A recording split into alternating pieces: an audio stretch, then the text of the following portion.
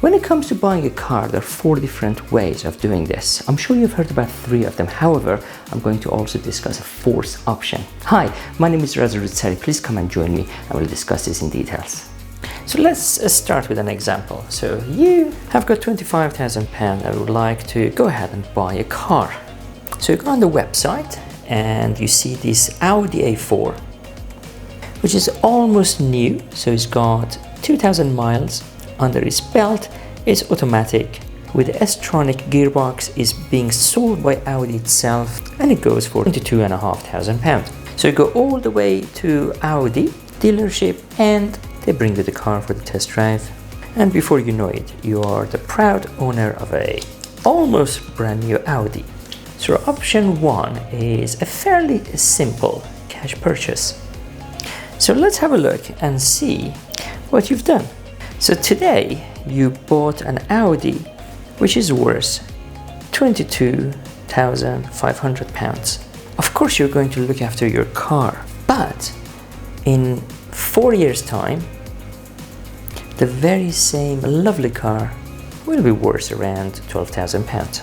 Now here's a bit of problem, because over this 4-year period you just lost just over £10,000, which means if you decide to change your car and get another almost brand new Audi, you have to somehow find the difference. Perhaps the alternative is you say, okay, let's just drive this car until it really starts giving me trouble. So in 10 years time, the same lovely car, and you have been looking after it really well, would be worth around £4,000. Essentially, your car has been a depreciating security, shrinking your money from £22,500 all the way down to £4,000 in 10 years. And I'm not even including inflation in the equation. Which means now after 10 years, if you want to now change your car, you have to somehow find in excess of £18,000. Now lots of dealers also give you other options. Perhaps one of the common ones is the hire purchase, or the HP.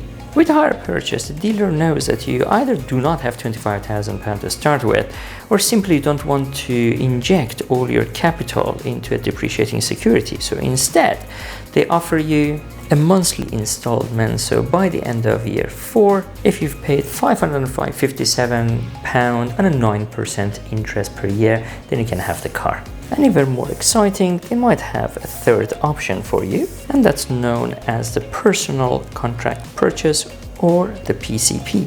And what they try to tell you is that by the time you have reached end of year 4, your car is only worth £12,000. So why do you need to pay £22,500 in 4 years on monthly payment? Why not deduct £12,000, and therefore your monthly payment becomes a lot less, so you're paying only £353, and then at the end of year 4 you've got 3 options.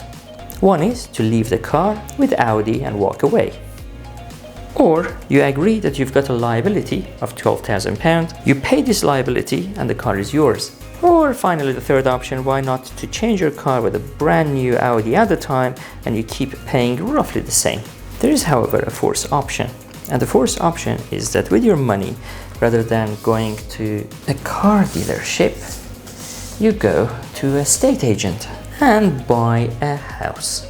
So with £25,000, you can leave £5,000 for all your legals, stamp duty, tax, etc. Use £20,000 as your down payment and buy a house which is valued at £80,000, and of course put a private tenant in the property. So let's have a quick look at some of the figures for this property. So on a monthly basis, you're receiving a rent of £550, which is quite common for a property of around this value.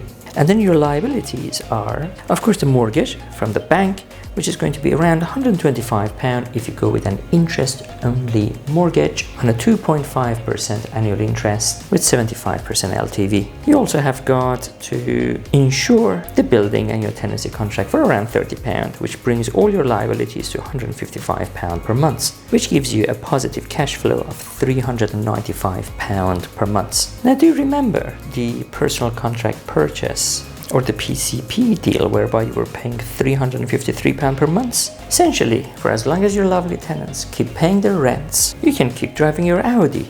And whenever it comes to the end of the 4-year contract, you simply change your car to a new one, because your property is still giving you 395 per month. So let's say this is option 4 of buying a car.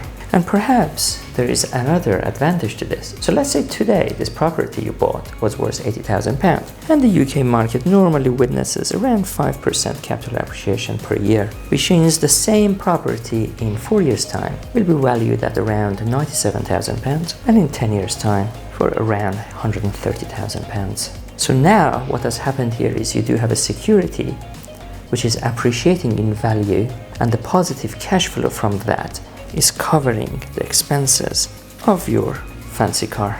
Did you enjoy this video? If you did and you would like me to make more of similar videos, please don't forget to click the like button, and also please feel free to share this video with your friends and family. Until next time, bye bye.